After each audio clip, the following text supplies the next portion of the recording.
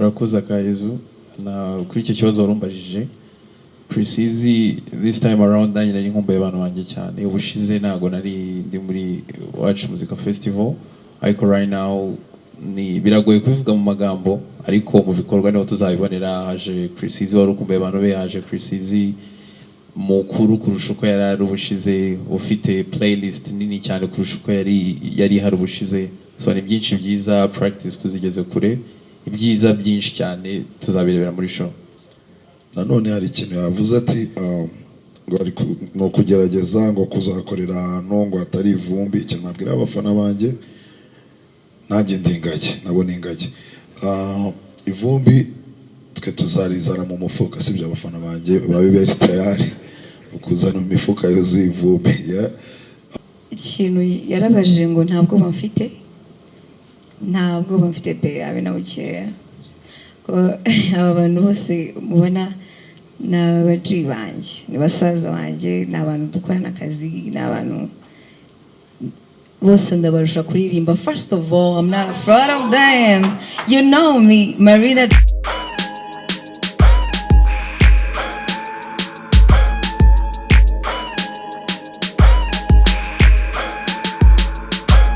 Online niyo diru. Muraho neza. Ubu ngubu Samsung 250 iramenyesha ko online ariyo diru. Ushobora gukenera product yose muri Samsung 250. Ushobora kunyura ku mbuga nkoranyambaga zacu arizo TikTok na Instagram, twitwa Samsung 250 Rwanda.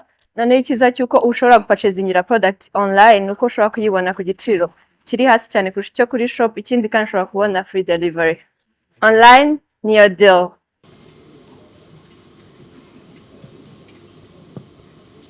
Thank you so much again. Mwakoze cyane, barakoze n'abahanzi bacu. Uyu mwanya rero twakurikizaho gahunda yo kwakira umuyobozi mukuru wa East Africa Promoters kugira ngo adufungurire iki kiganiro, anaduhere ikaze abashyitsi bacu ndetse n'abafatanyabikorwa bacu.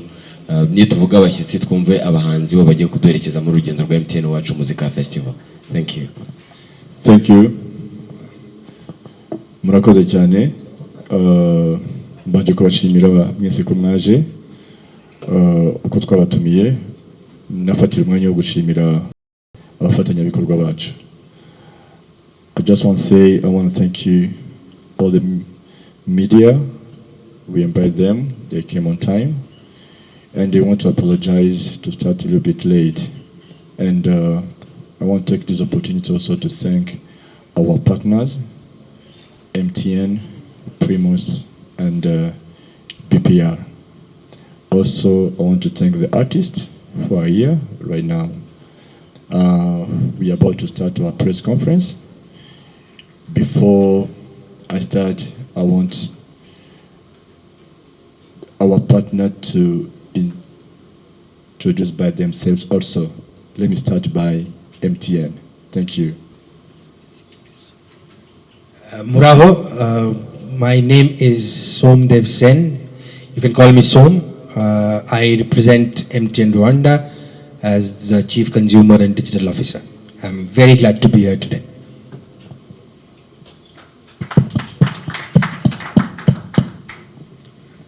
Muraho, BTS. Sawa. All right, so this is Fadi. I'm Primus Marketing Manager, and I'm very happy to be here with you today. Also, I'd like to add to what Joseph said. Thank you for the media who's being here with us today. Also, thank you for EAP, the organizers, for making this show possible. And a big thank you, Marakoze, Chani, to all the artists that are joining us in the tour today. Marakoze.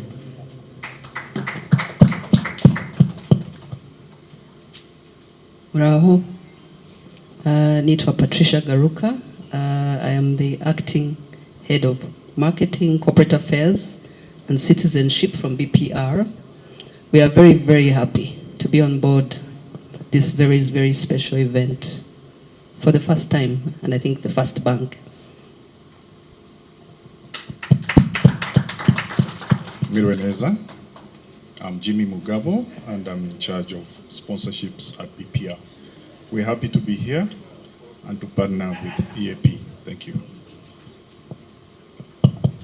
Thank you so much. I think now it's time for the artists too. Reka mbe n'abahanzi bacu kugira ngo babibwire. Murakoze. Murakoze. Amazina yanjye ni Chris Easy and nishimiye kuba ndi hano, ndashimira abanyamakuru uri hano wese, and thanking so much our sponsors. Thank you so much for believing in Rwandan music. We are here not to disappoint you. Murakoze cyane.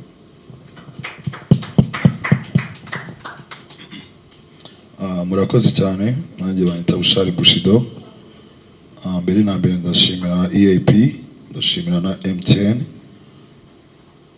ndashimira n'itangazamakuru. Nanjye ndi tayari, turi kumwe 5 kuri 5.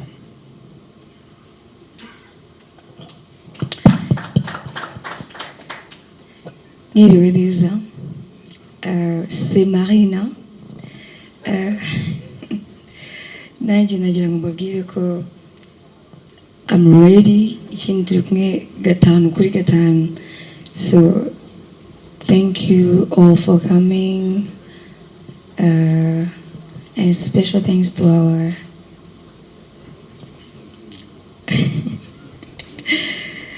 thank you so much. I'm so happy to be here.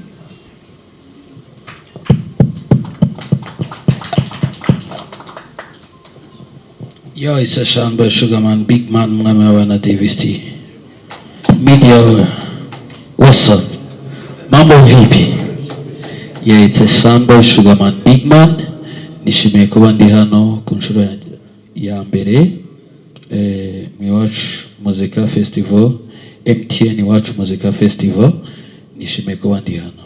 Yeah, so I hope ko turi buze kugirana ibibazo byiza n'ibisubizo byiza n'ibihe byiza. Thank you. Mwiriwe neza. Nitwa Roskana. Nishimiye cyane kuba ndi hano nk'umuhanzi uzagaragara muri MTN Iwacu Muzika Festival. Nshimira ubuyobozi bwa EAP bwangiriye icyizere ko nshobora kuba part of this. I'm very excited.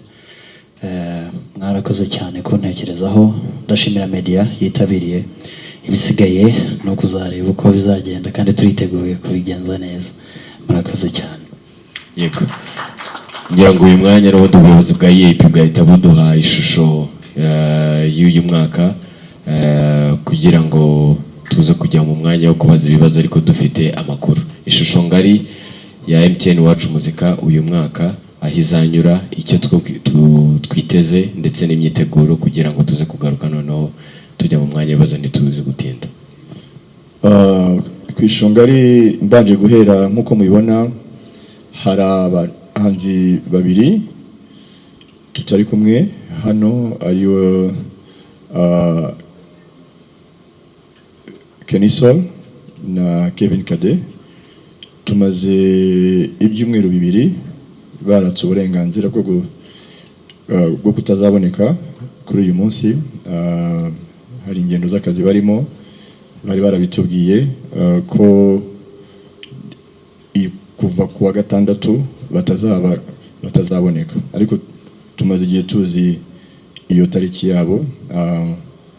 Aho bari nabo nyuma ya press conference baraza kugira icyo batangaza ubwabo. Icyo ni kimwe, ariko mu rugendo tuzagendana. Yeah. And let me say it in English. We are missing 2 artists right now, Kenny Sol and Kevin Kade. They request for permission not to be available today because they have some other duties, and but they are going to communicate right after this press conference.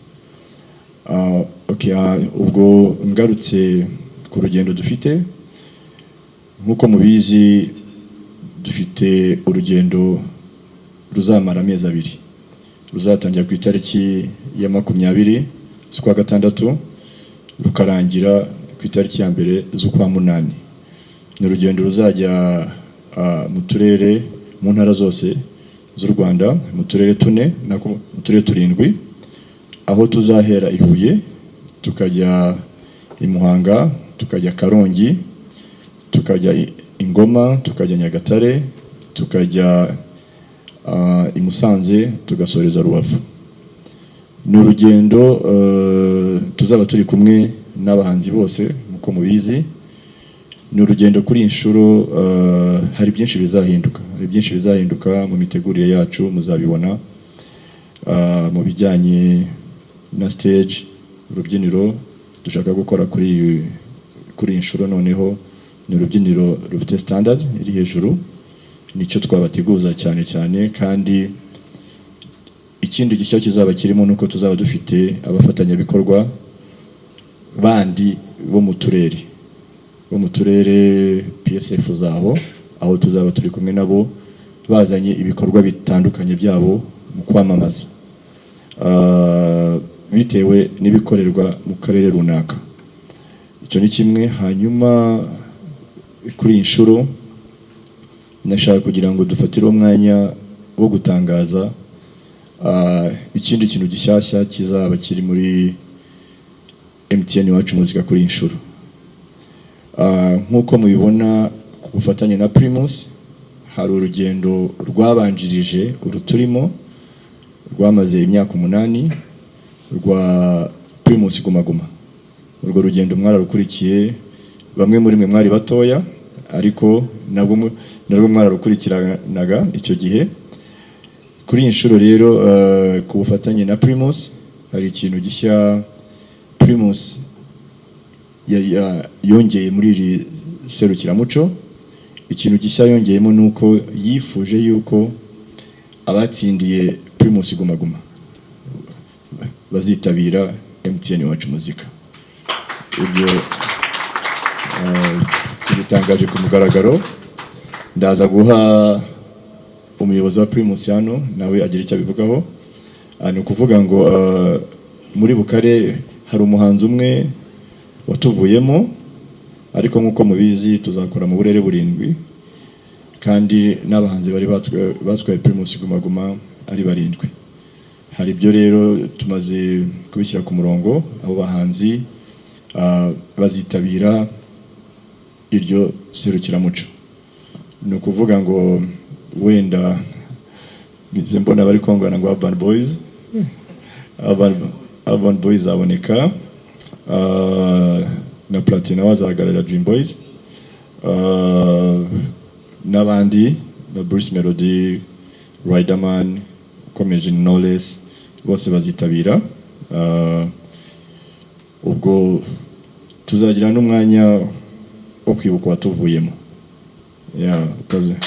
Uzaba atagihari mu bitaramo tuzagenda dukora nk'umuhanzi watwaye Guma Guma. Abo bahanzi rero ni ukuvuga ngo muri buri gitaramo tuzajya tuba dufitemo umutumirwa. Azaba ari umutumirwa, ari umushyitsi waje muri Iwacu Muzika, muri MTN Iwacu Muzika nk'umutumirwa muri buri gitaramo, muri buri event.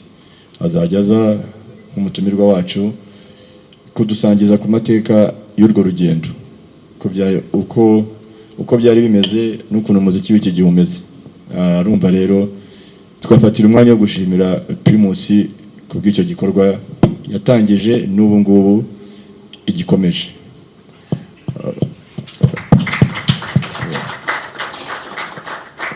Ku bindi nk'uko mubizi mu ntara harimo kugenda, twebwe dukora event yo kumanywa murabizi, itangira saa 8 kugera saa 1.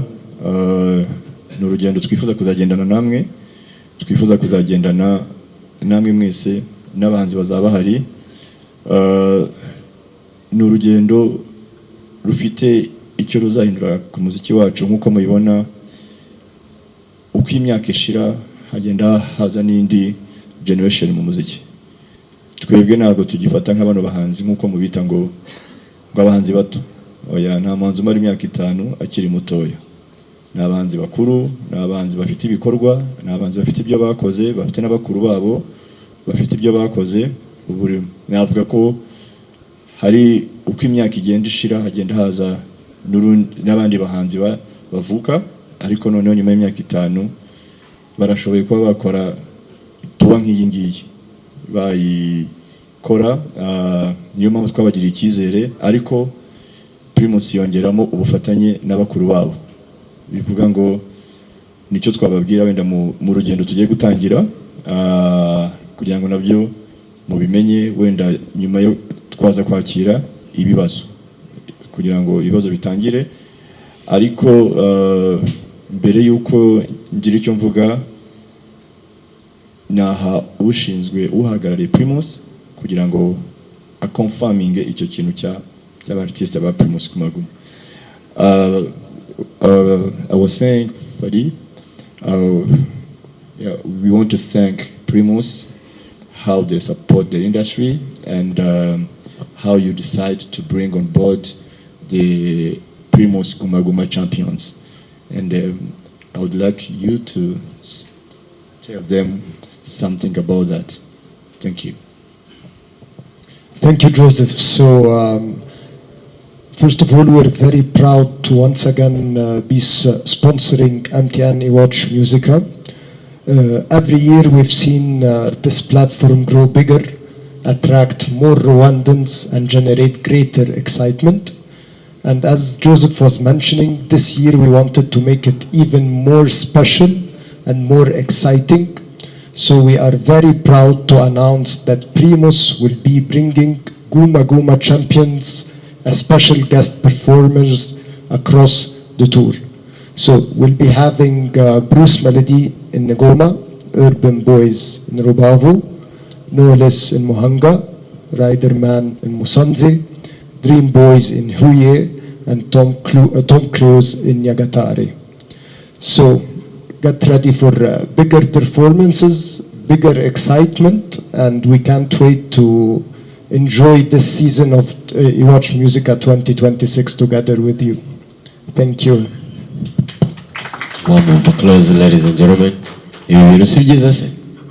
Okay. Yeah, and also I want to give it to MTN to say something about the festival. Murakoze EAP. That's all I know about Kenya, Rwanda, so I'll continue in English. First of all, another edition of MTN Iwachu Musica. We are so honored and so happy to bring about the new one in 2026. I think for MTN, the last 1 week has been all about music. And if you've been following, not only Iwachu Musica, we have launched our Nicho Jihe campaign with a song. Okay, Nicho Jihe, I don't know how many of you have heard. Can you guys raise hands, people who have heard the song? Do you like it? So please go, people who have not heard, please go ahead and ensure it's on YouTube. Please see the video. It's about our journey as MTN with Rwanda, and as well as celebrating Rwanda through music. We also have launched the Caller Tunes Awards, okay, and this is going to be an exciting journey along with Iwachu, okay, wherein we are asking all Rwandans to vote their favorite artists, okay, and we've got amazing prizes to be won for the artists in the next 2 months. So all these things, what we've done, whether it's the launch of Nicho Jihe as a campaign, whether it's the Caller Tunes Awards, whether it is Iwachu Musica, MTN believe that in Rwanda music binds everyone. That is why MTN has always been focused on promoting music all the year around. Iwachu Musica is our flagship sponsorship, okay, and we've been doing this for the last few years. We really love to see the excitement that happens across the country when people unite to watch, Iwachu Musica. I mean, this is a platform where not only do we promote our amazing artists, but we also promote people to join hands and appreciate music. Iwachu does not come with an entry fee, okay, for people to watch. It's complete democratization of music. So anybody who's interested to hear that, they are most welcome to just walk into the arena to watch our favorite artists. This year, I'm hoping that it's going to be even more exciting than the last year, even bigger than the last year. Whatever mistakes we made, I'm sure we'll get corrected this year, okay, and it will become all the more exciting. From MTN standpoint, we do not take this event for granted. Every happy face, every little child. When I go to Iwachu, you see the first row is always booked for the children, okay, and they're the biggest dancers, okay. They are the future of music, they're the future of MTN, they're the future of this country. So it feels amazing to see everybody participating, coming in flocks. We will continue to promote music because music transcends language. I can't speak Kenya, Rwanda, but the Rwandan music gets me, okay, which is great. All these artists, even I don't understand what they're talking about, but when they sing, it touches my heart, right? So music transcends time and language. Okay, and that's the most beautiful way to celebrate this country. So we'll continue to support, okay, and take your feedback and get better and better and better. Thank you so much. Biciye mu magambo make arimo arashimira avuga n'urugendo no gukunda umuziki nubwo abatabyumva neza ngo bimukora ku mutima urumva ko na beat zikora ku mutima. Ikindi rero navuga ni kuri Colatune ni ikintu MTN balonshinze ejo bundi hari award y'abahanzi bari muri Colatune bivuga ngo muri urugendo tuzagira Colatune tuzaba turi kumwe nabo bivuga ngo harimo no gukangura abahanzi gukomeza kubatora kugira ngo ibyo bihembo bya MTN bya Colatune bazabyegukane kuko harimo amafaranga harimo 12 igihembo gikuru bivuga ngo rero harimo kuba kwakangurira abanyarwanda gutora abahanzi babo kugira ngo nayo mahirwe nayo mafaranga tuzabona umuhanzi wacu wazayegukana. Reka mena BPR mu rugendo rwacu tugiye kugendana rwa MTN wacu muzika igira iki bitubwiraho. Itekeza ari umwanya kuba twatangira ibibazo. Murakoze. Katwakire Patrick the Entertainer tugaruke hano imbere na Amos batatu ngira ngo abandi turaza kugenda ku murongo bibaye byiza umuntu arivuga ikigakorera turase ku ntego kugira ngo n'abandi baza kubona umwanya wo kubaza.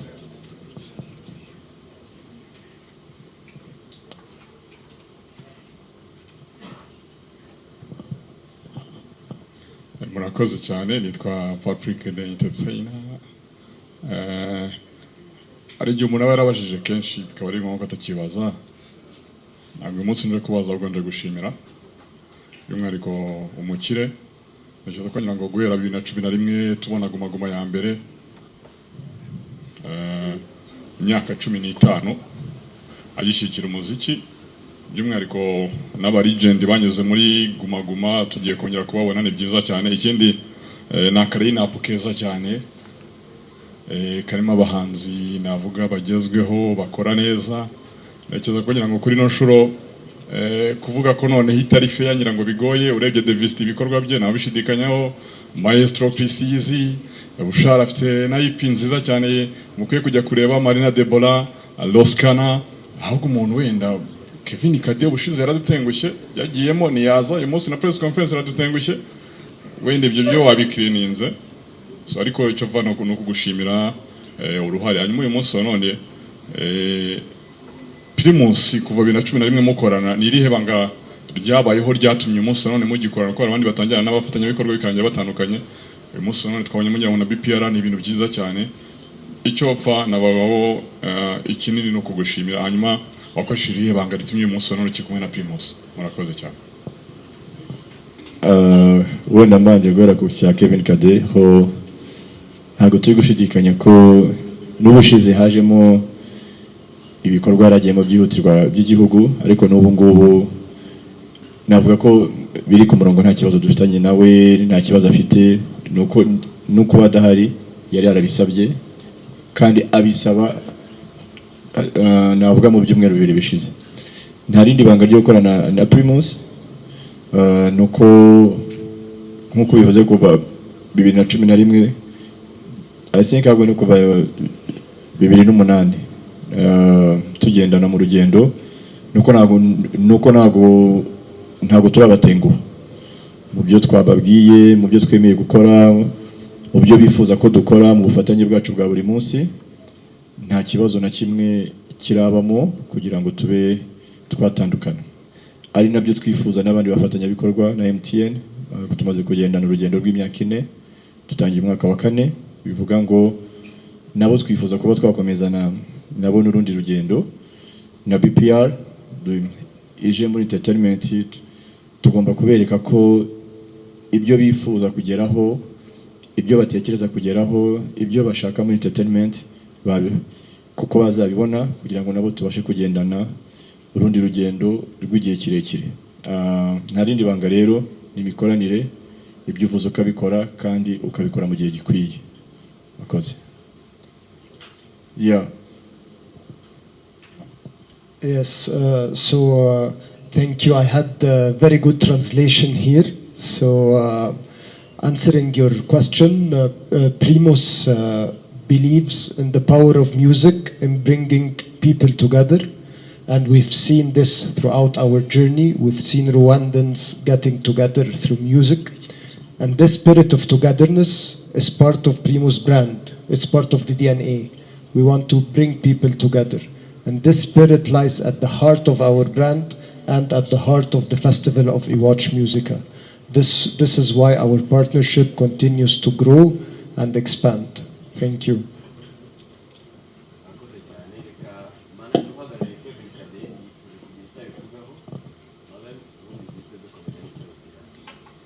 Mwiriwe, nitwa Serge, ndi manager wa Kevin Kade. Impamvu adahari nuko dufite album tuzasohora mu gihe turimo gukora Iwacu na muzika. So twe dukeneye, hari indirimbo twe dukeneye gusohora kuri album zagombaga kuba recorded muri US, niyo mpamvu adahari. Ndumva ari icyo ngicyo nabasobanurira. Murakoze. Murumva ko ari ikintu gikomeye ko abanzi bacu basigaye bajya kuri recordinga muri US no gushutinga ama videos. Urumva ko umuziki ufite aho uri kugera. Murakoze. Nitwa Pasi, nkorera radio na TV1 Rwanda. Ikibazo cyanjye mbere na mbere ndashimira EAP, nkanashimira abafatanyabikorwa muri rusange. Kari hari umuntu twahoze tuganira arambwira ati ariko aya mazi ko hari abantu batanywa amazi hano ubwo biba bimeze bite. Ntabwo yarashatse kuvuga ahangaha, ariko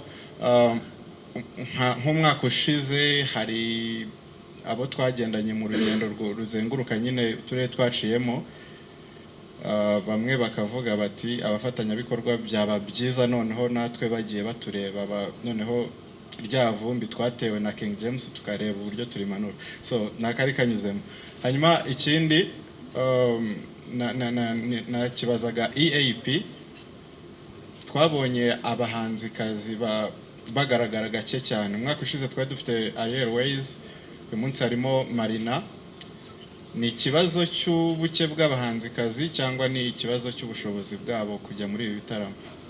Hanyuma ikindi nsorezaho ni nk'impungenge twagiye tubona ibi bitaramo bizenguruka igihugu, usanga nyine akenshi tworohereza ababireba kubibona nyine ku buntu nta wishyuye. Hanyuma rero nkaba n'undi wese ashobora kwibaza, ese nta gihe kizagera noneho ba bantu bakurikira ibitaramo byacu cyangwa se by'abahanzi, wenda Davis yajya gutaramira hariya ntibaze bitewe n'uko yagiye kubishyuza kandi bamenyereye kubireba mu buryo bworoshye? Ngo izo mpungenge mfite niba hari icyo muzitekerezaho naza kudusangiza. Murakoze. Okay, urakoze. Ku kibazo warubajije cya mbere, okay, ikambanza mvuye ku cy'amazi. Amazi yo turi kumwe na Vitaro kuri Inshuro, ariko urabona ko harimo n'agasembuye, bivuga ngo iryo vumbu zarimanura neza, ariko noneho kuri Inshuro turi kugeza kutajya mu ivumbi. Ku kindi warubajije, harimo imbogamizi, turimo turabitekereza gukora ibitaramo byishyuza. Igihe kirageze ahubwo hagiye havukamo imbogamizi zo kuvuga ngo aho tugenda dukorera hanze mu turere dutandukanye, hamwe hari amastade, ahandi ntabwo yari ahari, ariko ubu ngubu turimo turagerageza kubanza kubona ko twakora ibitaramo byose mu mastade, kuko hamwe haba hafunguye harangaye, ahandi hazitiye, rero ukabura uko hamwe wahakorera kandi abantu ari benshi cyane. Hamwe se turishyuza, ahandi ntitwishyuza, ariko ubu kuri gahunda dufite nuko turi kureba uko twakora mu mastade afunze gusa, nk'uko mwabibonye i Muhanga ko twabonye stade, i Rubavu bikunda, i Musanze bikunda, ariko nka Ngoma ntibyakundaga. Turimo turareba ko twabasha kubona stade, Nyagatare ntibyakundaga, habaga ari ahantu mu kibuga harangaye. Rero ibyo byose bikatubera imbogamizi, ariko mu gihe imbogamizi zaba zakemutse, nta kabuza tuzatangira gukora ibitaramo byo kwishyuza. Nabyo biri muri gahunda dufite, ariko tumaze kureba se ku rwego rw'igihugu hose twabikora bigakunda, kuko ntabwo wabikora hamwe ngo ahandi ubireke. Icyo nacyo cyari gisigaye nk'imbogamizi, ariko iri gukemuka kugira ngo byose bijye ku murongo. Ikindi kibazo warubajije ku buke bw'abahanzikazi, ntabwo ari abahanzikazi gusa, nk'uko mubibona kubasha guhitamo abahanzi 7 mu bahanzi bose dufite biragoye. Dufite abahanzi benshi cyane, hari abari hano, hari n'abifuje kuba hano, hari n'abifuje ko twagendana, ariko ntabwo kubera umwanya tuba dufite wo gutegura igitaramo tugira amasaha makeya. Niba dutangira saa 9 kugera saa 12 saa 1, kuba twategura abahanzi benshi ntabwo byadukundira, ariko turi kureba uburyo ese mu myaka iri imbere dushobora kongera n'amasaha dukoreramo. Ibyo ni ibintu tukiganira n'inzego zitandukanye, kuko mbona ko dusoza saa 1 saa 1 n'igice, ariko dufite kuba twageza dutinze twakongera n'umubare na cya kibazo kigakemuka. Murakoze. Thank you so much. My name is Amos. I'm Flash TV journalist. I would first want to ask 2 questions for Primus, and the rest will be on Bushar. First and foremost, I would like to thank Primus for always being there, supporting our music industry since great seasons from Primus Maguma Superstars, and still now with Wachuna Muzika Fest. You played a very big role in this industry, and we thank you for that. And I thank you so much for this opportunity, but I would like to ask you a question. Recently you launched a new Vitaro water, which is very natural, and are we gonna get them at the venues where we shall travel with the artist? This is my first question. And the second, through all those seasons I've mentioned above, what keeps motivating you to support the music industry here in Rwanda? And by the way, congratulations for King James. You sold out within 3 days. Congratulations for that.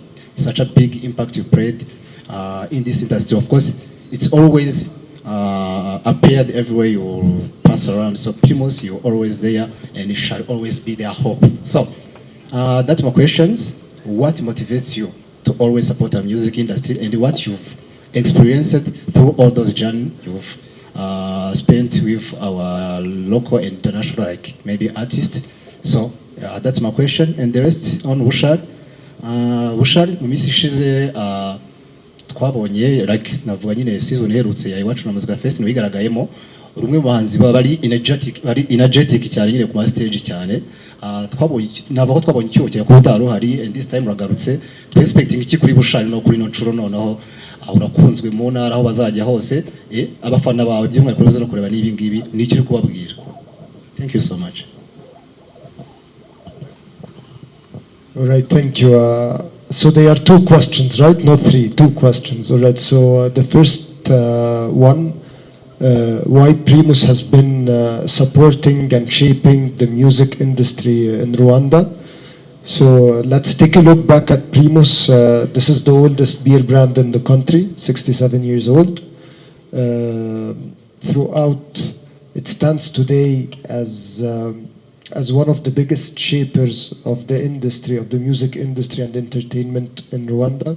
And we do so because we believe in the power of music in bringing Rwandans together. This is part of the brand DNA and our brand values. We believe in genuine connections, in bringing people together to share nice moments, to share laughs, to dance together. So this is why we were always keen on being part of the music industry in Rwanda.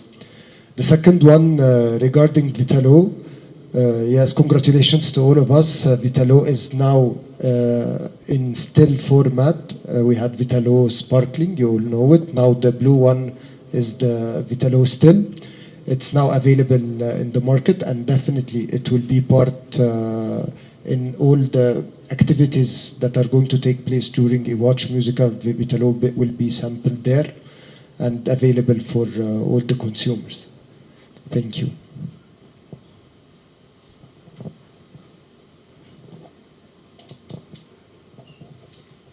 Sinzi niba numvise neza warumbajije ngo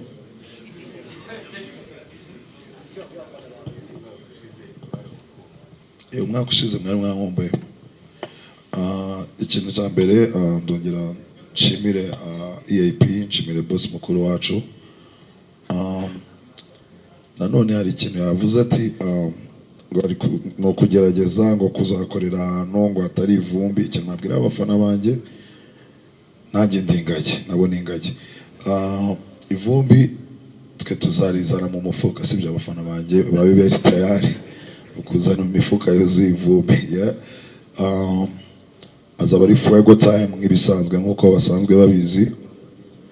Nta bintu byinshi navuga kuko nanjye ubu ngubu ndi muri lokale, umfatiranye ndi muri lokale, sibyo? Ariko reka ndangize imyitozo, ibindi tuzabibona show yatangiye. Yeah, thank you. Murakoze, mbanje kubasuhuza amahoro y'Imana bane namwe. Nitwa Higaniro Pascal, nkaba nzwi ku izina rya Pascal, uretse ko abantu benshi batari bamenya. Nagize icyifuzo cyiza nanashimira EAP, muri abantu b'abagabo cyane kuko mudahwema guteza imbere umuziki wacu nyarwanda. Ndabashimira babanze babamera amashyi kabisa. Yego murakoze. Nagize igitekerezo ku itariki 11 z'ukwa karindwi muzaba muri Nyagatare ni iwacu. Kuri stage mperutse gukora muri Genesis nitwaye neza, nkora ibintu bitangaje, ndavuga ni sinatera n'intambwe nkabasaba amahirwe n'ubwaho umunota umwe cyangwa ibiri mukazanyemera Nyagatare nanjye nkakora akantu. Imana ibahe umugisha, ndabashimiye cyane.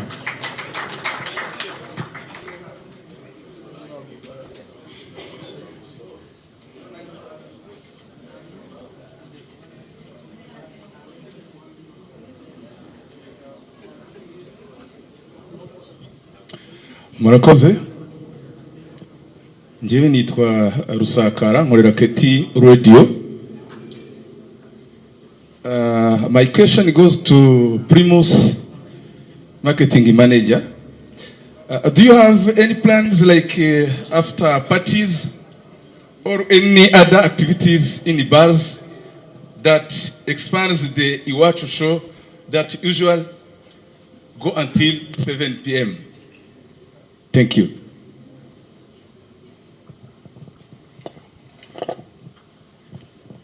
Right.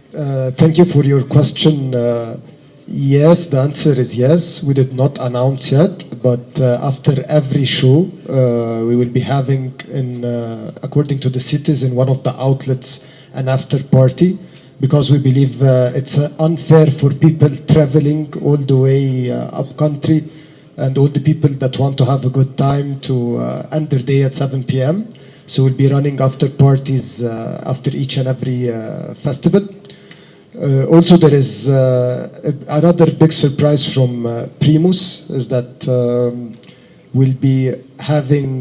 Primus will not be there alone. It will be there with the artists of Iwatch Musica for chance to consumers, to give chance to Rwandans and consumers to have a meet and greet with their favorite artists. Thank you.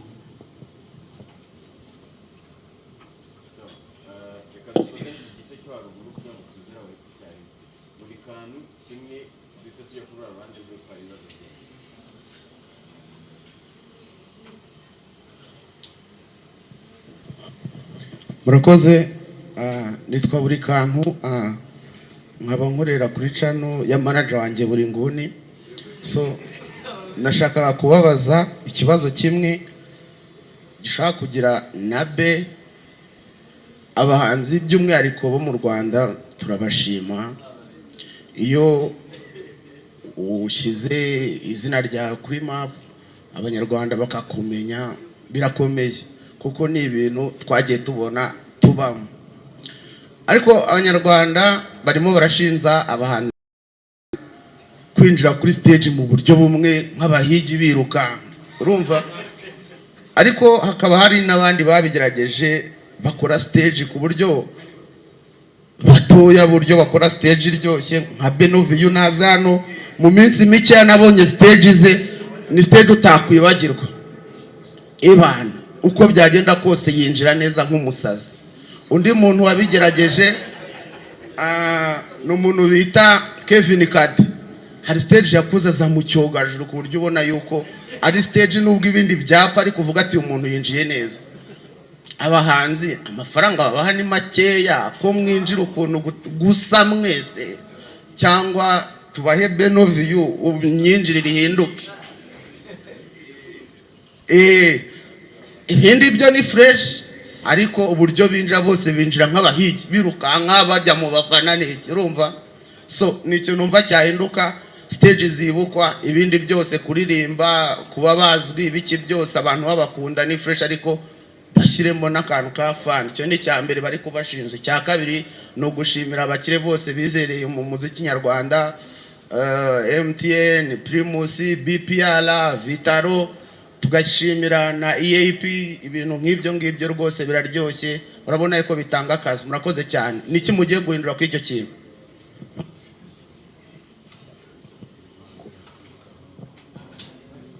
Okay, ikibazo cy'abahanzi uko bazinjira kuri stage ubu ni icyabo.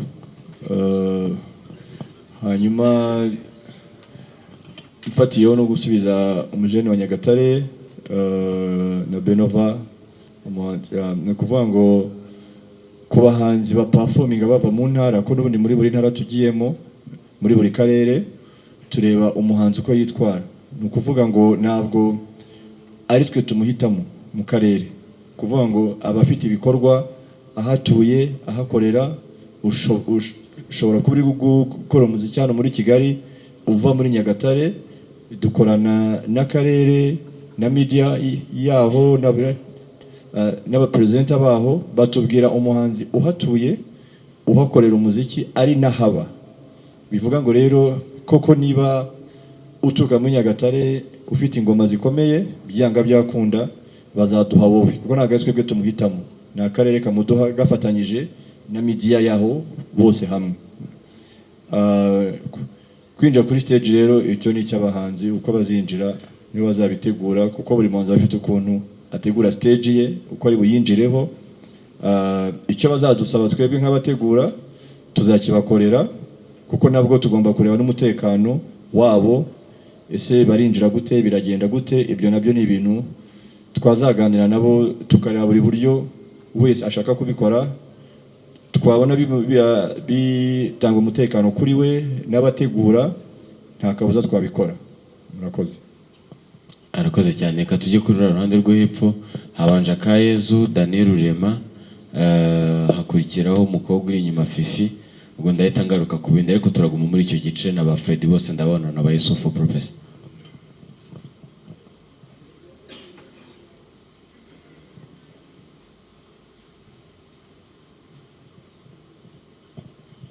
Murakoze. Nitwa Kayezu Jean de Dieu nkora muri RBA. Ikibazo cya mbere ni EAP, hari ikintu wavuze cyuko muri gukorana na PSF zo mu bice muzajya munyuramo. Ese ni muri bikorwa rizajya riba ni nagira ngo mudusobanurire neza kuri icyo kintu uburyo mwakivuzemo. Ikindi ni ku bahanzi ngire ngo ni ubwa mbere yaba Roskana na Davis bagaragayemo. Ni iki muzanye gishyashya? Hari ikintu uriya mujene buri kantu yararimo ashinja bagenzi banyu ngire ngo mwacyumvishe ngo babaye mu zindi sezo. Ni iki gishyashya muzanye? Umuntu uri Nyagatare, umuntu uri Karongi, umuntu uri Muhanga yavuga ati nzazinduka ngiye kureba Roskana, ngiye kureba Davis T. Kuri Chris's ndamubaza ikibazo gisa nk'icyo bigeze kubaza Bushari. Umwaka ushize ntabwo wari urimo, ariko mu zindi sezo zabanje wari urimo.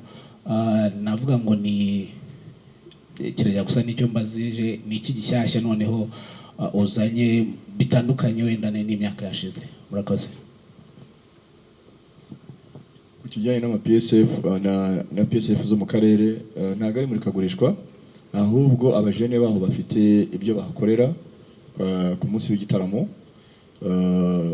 byo muri ako karere, kuba byaba biri aho igitaramo kizabera. Ntabwo ari mu rwego rw'ubucuruzi bw'abantu kuzana ibikorwa byose bihabera, ariko ku byo ese abajene bafite ibyo bakora kuri uwo munsi bashaka kugaragaza, nabo bafite ayo mahirwe, hari ababyifuza cyane. Ikindi nagiha icy'abahanzi.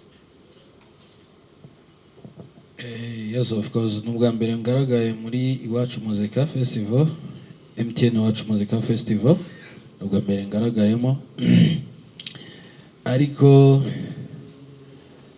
njye ntushidikanye. So icyo nakwizeza abafana banjye cyangwa na promising abanyarwanda muri rusange, ntibanshidikanyeho, cause kuri stage ibyo nkora bingana nk'ibyo nderivaringa ku bantu banjye cyangwa ku banyarwanda bose muri rusange. Ahubwo uri gushaka ko mvugira amabanga yanjye hano, reka mbike utuntu twanjye nzikorera, ariko muzaryoherwa. Yes, murakoze. Murakoze. Ikintu gishya rero cyo nzanye ngewe ni ngewe mushya uje muri show. So kuvaho MTN Iwacu Muzika Festival yatangiriye ntabwo nari ndimo, so ibyo baririmbaga ntabwo harimo indirimbo zanjye. So nizo nzanye kandi nzazisangiza abantu banjye mu buryo bwose bwiza bushoboka nashobora gukora. So biranagoye cyane kuvuga ngo uzanye iki gishya, kuko turimo gukora ama practice, turi gutegura utuntu twose nyine kugira ngo abantu bazishime. Rero sinzi niba unyuzwe n'icyo gisubizo. Okay.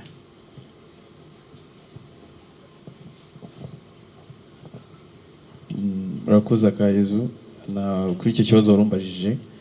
Precizi this time around nanjye nari nkumbuye abantu banjye cyane. Ubushize ntago nari ndi muri Iwacu Muzika Festival, ariko right now ni biragoye kubivuga mu magambo, ariko mu bikorwa niho tuzabibonera. Haje Precizi wari ukumbuye abantu be, haje Precizi mukuru kurusha uko yari ari ubushize, ufite playlist nini cyane kurusha uko yari hari ubushize.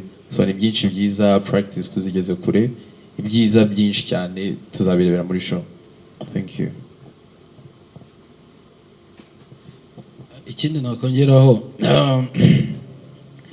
Iwacu Muzika, MTN Iwacu Muzika Festival itandukanye n'igikorwa cyabanje mbere, harimo competition, ariko kano kanya twese hamwe tugiye guhuriza hamwe kubaha ibyishimo. You understand? So nifuza ko cyangwa n'icyifuzo cyanjye buri muhanzi wese azashimisha abantu, cause turi muri festival. So ni ibintu dushyize hamwe, so nta muntu umwe ugiye kuridinga, nta babiri, nta batatu, so twese hamwe, so turi gupreparing ibintu bigomba gushimisha abanyarwanda n'abakunzi bacu muri rusange. Murakoze. Murakoze. Nitwa Daniel Rema, nkorera 3D TV Rwanda ndetse na Into Rwanda. Mfite ibibazo bike aba ku bahanzi ndetse na EAP n'abafatanyabikorwa batandukanye. Ndahera kuri EAP. Nagira nibaze ni abahanzi mwatoranyije muri MTN Iwacu na Muzika 2026 mwagendeye kuki? Ariko icya kabiri, hari abahanzi batandukanye bavuzwe ko mwari muri mu biganiro, ubwo ndavuga Element ndetse n'abandi bagiye bavuga umuhanzi witwa Yamana mu buryo butandukanye. Ese ni ibiganiro byarabaye, ni iki cyatumye abahanzi tutababona?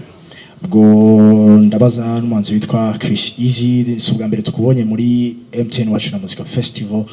Muri bagenzi bari hano, ndavuga abahanzi bari hano, ninde witezeho competition, ndavuga ihiganwa ku rubyiniro muri iyi festival izatangira mu kwa gatandatu. Ubwo ndajya no kubatera nkunga, ndahera kuri MTN. You have sponsored this festival for multiple years. How does MTN major return on this investment beyond ticket activations and data bundle sales? How do you measure this return on this investment? Ndajya kuri BPR Bank. N'ubwa mbere mugiye gutera inkunga MTN Iwacu na Muzika Festival. First of all, why MTN Iwacu na Muzika Festival, and what audience are you trying to reach in these 7 districts? And second question to BPR, are you considering giving out loans to artists? Okay, go kuri Bralirwa ndaza kubaza. Bralirwa and Primus have been a fixture of this festival for many years. How does the brand use the festival to strengthen its connection with younger audiences? Thank you so much. Bakoze cyane Dani. Ku kibazo baje cya Element n'abandi ni ukuvuga ngo abahanzi iyo turi gutegura iyi festival haba busohoka ibintu byinshi cyane, inkuru nyinshi cyane, uyu abo twaricinze outi naba turi kumwe cyane ko cyane iyo dukora playlist tuyijyanisha n'igihe n'amasaha tuba dufite, ko buri manza agomba kugira iminota performinga kugira ngo tubashe ku managinga event. Wenda ku zindi editions wenda bazabonekamo, ariko kuri iyi ntabwo byakunze. Hari n'abandi twabonye amakozi menshi atubaza uyu bivuga ngo haba ari kuvuga ibintu byinshi cyane. Ntekereza yuko wenda mu zindi nshuro hari igihe mwazababona mu rugendo tuzaba turimo. Ubwo naha wari ukurikijeho Chris Easy ikibazo. Murakoze. Umugenzi wanjye Davis hari ikintu yari yavuze yuko mu by'ukuri iyi ntabwo ari competition, ariko nanone ntibivuza kugira ishyaka ryo gukora ibintu byiza. So I really hope yuko buri wese uri hano muhanzi bari hano biteguye kandi icyo bari guharanira no gutanga the best they can do. So niwe Chris uri hano, nanjye ndi ready gutanga icyo mfite cyose. Ubwo Davis D, Kenny Soul, Kevin Kade nabona uko nguko ntekereza yuko bameze, Bushari, Roskana. So turi gusenya umugozi umwe, ariko buri wese arifuza gukora ibyiza. So muzabona ibyiza, ariko ntabwo ari competition yo guhangana. Thank you so much. Thank you for the question. It is also something that I keep explaining to my finance person, saying, what does MTN get out of doing Iwachu? So not everything that MTN does can be directly linked to how much money MTN makes. At the end of the day, MTN as a brand in Rwanda, every day more than 8 million people use the MTN network to express themselves, right? They talk, they laugh, they cry, they shout, but they also create on the network. Many songs have been made just on the phone. So at the end of the day, for MTN, it is a continuation of the network that we provide. The network is just a skeleton, right? It only has tower. Does Iwachu give an opportunity for everybody to build a lot of content? It does, correct? Not just the artists. Yes, artists have already reached somewhere, They have worked hard to reach wherever they've reached. But there are a lot of people who don't know today. So such platforms like Iwachu helps us identify, not us as MTN, the world, Rwanda, identify new talents, new contents are built, new engagements happen. And music is a very clean way of engaging people, right?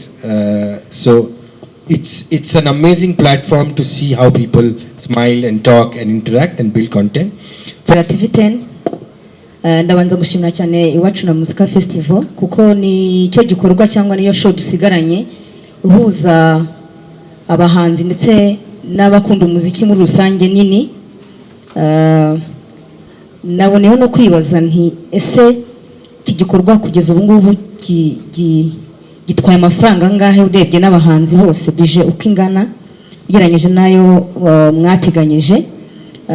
Ikindi kubera ko hari ibikorwa byinshi byahuzaga abanyamuziki n'abakunda nabonye Primus ndibaza nti ko Primus yagarutse n'ubundi hari kuki isa nkaho yihishe mu mutaka wa MTN Iwacu yo yakongera ikazana Primus Guma Guma, ikirori cyabo gikomeye twongera kubona show ikomeye cyane.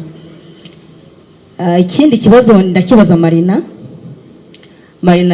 ndamushimira cyane ko agira vibe, kandi impamvu bagushyizemo nuko udeservinga kuba hano, nakeka atari impuye bakugiriye nuko ukora.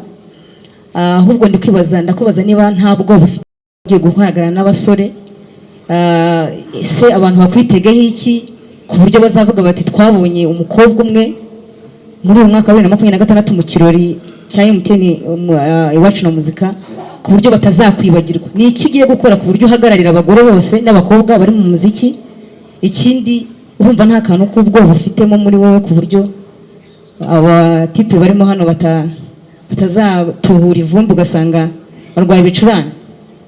Utubwire abanyarwanda. Ikindi kandi AEP tubwire ni ikiri gutuma itangazamakuru mwatumye itangazamakuru muri gushaka ko tubabwirira abantu iki message mushaka muri kudutuma muyibumbiye nko mu nteruro imwe, icyo mushaka kugira ngo tubwire abaturage cyangwa tubwire bakunda umuziki ni iki? Murakoze. Mere kuri icyo ngicyo cya nyuma, cyane cyane message twifuza kuba twatanga nuko mwatubwirira abakunzi b'umuziki nyarwanda bakazitabira ibitaramo, bakaza gushyigikira abahanzi ku bwinshi, kuko turi kubategurira ibintu byiza. Ku kindi baje ku ngingo y'imari, na n'ubu ntabwo turayisoza. Ni event bifite budget nini, hari abo tukivugana nabo mu ntara nyine kugira ngo tubashe kumenya uko twazabikora, ariko aho tugeze biratanga icyizere mu gihe gito twazagusubiza uko byifashe. Wenda ikindi baje ku cya Primus,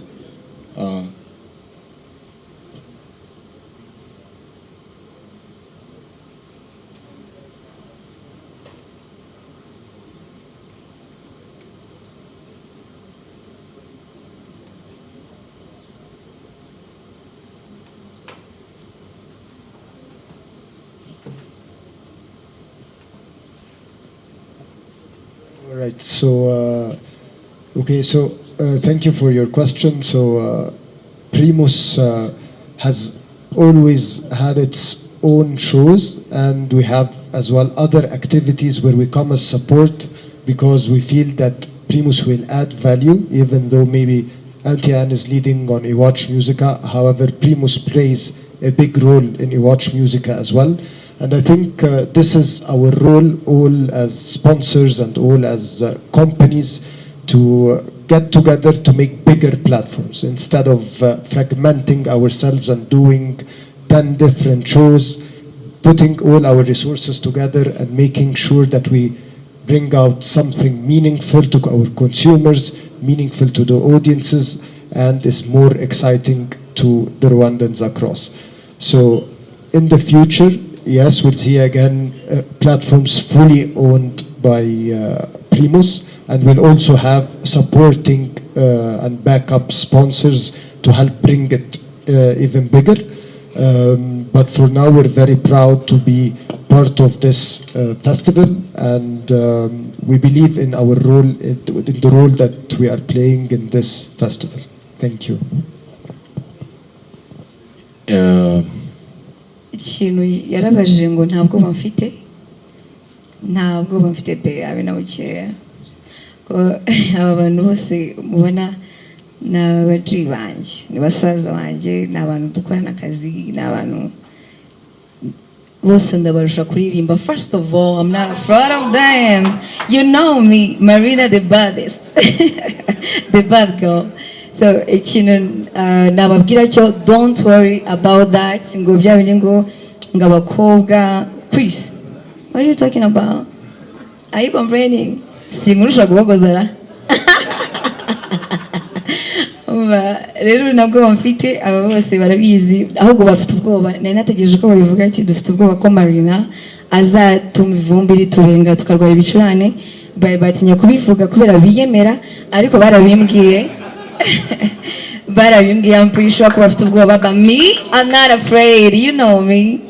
so ikindi ndamutse mvuze icyo abantu bazanyitegaho nabamenye amabanga yanjye kandi ni surprise bagomba kuza first of all barabizi ko Marina ntago naza ngo ngende gutyo gusa bazishima nzabaririmbira nzababyinira you know I would do anything I can do kugira ngo bishime ariko ibya surprise byo byandi buri ngoni na kantu bavuze trust me ukuntu nzinjira you'll be surprised ubwo nubwo umuntu ashaka amayide sibyo so ikindi ndashimira EAP yangira icyizere cyo kongera guhura n'abakunzi banjye umuziki ndabizi ko bari bankumbuye nanjye nari mbakumbuye ikindi gisigaye let's meet there ubundi mbahesho noneho ukuntu nzasohoka Allah kibara alright nizere ko unyuzwe right thank you alright dufite iminota 3 kuri 5 ibibazo ni byinshi wenda ari abartiste mushobora gukomeza nabo ku ruhande niba management biza kubitwemerera reka dufate Freddy Musoni iminota 5 turayisaranganya Freddy Musoni kimwe Tycoon Eminyawe Professor Zamembera Shanpi ibyo bine duhite dusoza kereka niba umwanya uribuze kuboneka turangize ubwo ndaherekeza mikoro nyihagarareho mukorana nayo amwe murayihorera barimo ba Chris Easy ba Bushari mugerageza kuzamo n'abandi bantu bashya ubundi iyo umuhanzi munini tutamubonye ni ikibazo cyanyu mutamwegereye cyangwa ni ike ugoye kondisiyo ntaborohereze icyo ni ikibazo cyanjye hanyuma ikindi kirajya kuri BPR ni iki mutekereza muzagaininga muri iyi festival ya Iwacu Muzika Festival byari nk'imbogamizi mutekereza ko iyi pigiye kubakuriraho rwose twabisubiriza hamwe byose tubaje kwifata cyangwa abanzi ko tuba twabegereye okay dufite abahanzi benshi kumenya umunini benshi bagiye dukorana mu bitaramo bigiye bitandukanye ntawe tutegera ntawe tutaganira ntawe tutabasha gukorana nawe ahubwo uko imyaka igenda iza n'abafatanyabikorwa nuko tugenda tubona n'umuziki hagenda habaho izo changes ariko ntawe tutegereye abo twegereye nabo turi kumwe hano bivuga ngo ntawe tutegereye ngo bitunanire yego okay ngira ngo twa Tycoon Ndahiro ndi umunyamakuru wa Ispo FM by'umwihariko ikiganiro cyitwa Ispo Morning Rush n'umunyamakuru wa YouTube witwa Narababwiye TV ndatangira nshimira iyo ni lineup ya mbere tubonye kuva Iwacu Muzika Festival yaba iri balanced cyangwa se bari bukavuga yo like this is the level ikindi ngira ngo bizatanga ishusho y'umuziki nyarwanda n'ukuntu wagiye growing kubera ko generation dufite ntago zirutana cyane bizaba ari ikimenyetso cyiza n'abatera nkungu butambuzanya mwa approaching abasani mwabonye ibyo bakoze my question n'ubundi rajya kuri event organizer Bubu ndibaza mujya gutegura Iwacu Muzika Festival hari icyo mwari muri gushaka mu bahanzi icyo kintu mwarakibonye so far ubundi wabwira icyo mwashakaga mu bahanzi ukanambwira niba mwarakibonye thank you urakoze Tycoon icyambere hari icyo twashakaga mu bahanzi no mu baturage icyambere no gukipinga ibyishimo mu banyarwanda kuko nkuko mubizi abahanzi bafite abafana babo iyo ushoboye kubahuza hazamo ibyo byishimo kandi nkuko mubibona Iwacu Muzika igera mu ntara no mu turere dutandukanye tutabasha kugeramo ibitaramo bikomeye binini bivuga ngo hari naho ari cyo gitaramo cyonyine mu mwaka babona icyo ngicyo cyo twakigezeho kuko tuba dufite n'abaduhamagara benshi ngo mwaje na hano icyo ni kimwe hanyuma ikindi ku bahanzi nacyo turi kukigeraho nkuko bivuze biranejeje cyane ko mu myaka 5 bano bahanzi ntibari bahari uretse Devist niwe twakoranye muri icyo gihe abandi bari abajene bari kuzamuka icyo nacyo navuga ko ari nk'ikindi kintu gikomeye twagezeho kuba haza indi generation ikashyiramo imbaraga kandi nayo ikaba yavuga ati hari igikorwa runaka twifuza kwitabira kandi noneho nkuko mubizi dukora umuziki mu bitaramo byacu mu buryo bwa live icyo nacyo ni ikintu tuba dushaka mu muziki icyo ni ikintu nacyo turi kugera kuri generation nshyashya ko ihura n'abantu benshi ikaba yakora n'umuziki mu buryo bwa live. Ibyo nabyo bari kubigeraho, biva aho batumirwa hose ku isi ntibaba bafite ubwoba bwo gucuranga cyangwa no guhura n'abantu benshi bacuranga live. Ibyo nabyo turi kubigeraho. Thank you. Murakoze, nitwa Eminyawe, nkorera kuri Eminyawe Empire. Mbere na mbere ndabanza gushimira abafatanyabikorwa bose ba MTN Iwacu na Muzika Festival muri rusange, harimo MTN, harimo BPR, harimo Bralirwa, by'umwihariko Primus na Vitalo. Ikibazo cyanjye kirerekera kuri Marina. Ni umwaka usa nkaho wamubereye success, ni umwaka bamwambitse impeta ya fiançailles, ahita agaragara no mu bitaramo bya MTN Iwacu na Muzika Festival. Ugiye kujya mu ntara uri kumwe wa mugani n'aba bahanzi bose, ubona ntekereza ko ari nabwo bwa mbere ugiye mu bitaramo bingana gutya, gifite imbaraga zingana gutyo, uraza kutubwira. Ariko ni umuziki wahindutse, ni umuziki ufite abafana bahindutse, generation nshyashya, aburuta n'abakuruta. Nkuko mugenzi wanjye yakikubajije, ni igiki gishyashya wowe ubwawe nka Marina ubwawe ku giti cyawe? Kuko twagiye tubona bari n'abategarugori bagiyeyo bwa mbere, abavuyeyo cyangwa se n'uwari urimo ubushize Ariel Ways, imbaraga ze yakoresheje. Ngira ngo wagiye ureba kuri byinshi bakoze. Kuri wowe ni izihe mbaraga ufite apana n'iyo performance? Kuri Bushari we nibisanzwe, kuri Roskana nawe ni ubwa mbere ugiye kuzenguruka igihugu muri rusange muri ibi bitaramo. Hari indirimbo nshyashya uteganya kuzaba wasohoye mbere yuko turi buze kuba twerekeza muri ibi bitaramo? BPR, kuri mwebwe abaturage uyu munsi bakoresha banki ya BPR, twebwe dukoresha imbuga nkoranyambaga muri rusange, dukeneye wenda ko natwe mutwegera, ayo mafaranga mushyira mu banyamuziki natwe muyadushyiremo nk'abakoresha imbuga nkoranyambaga muri rusange. Hari icyo mudutegurira? Ikibazo cyane ni cya Marina.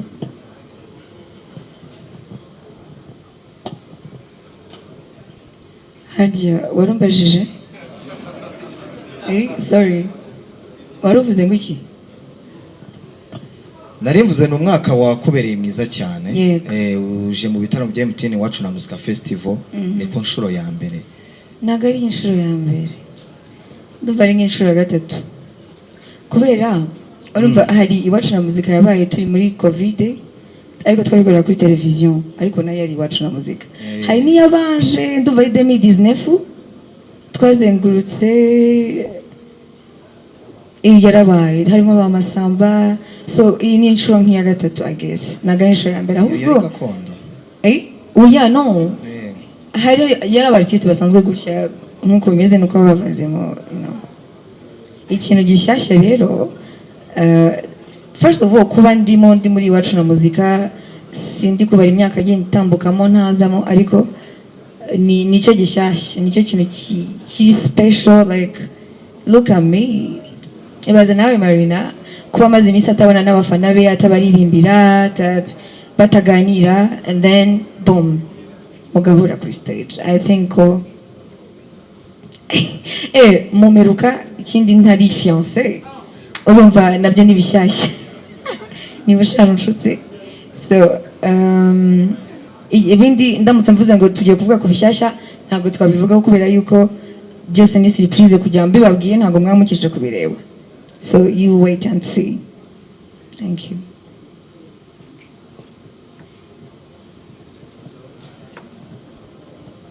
Urakoze.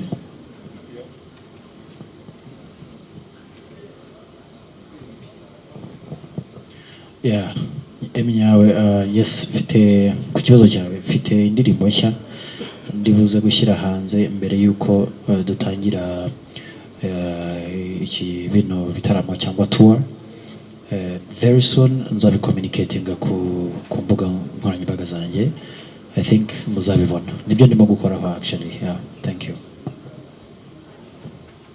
Yes, I touched on the same, but as I said, we don't touch only to the artists. We have accounts for everyone. You can approach any BPR branch. We will give you any service that you want, be it a loan, meet an account that will help you grow.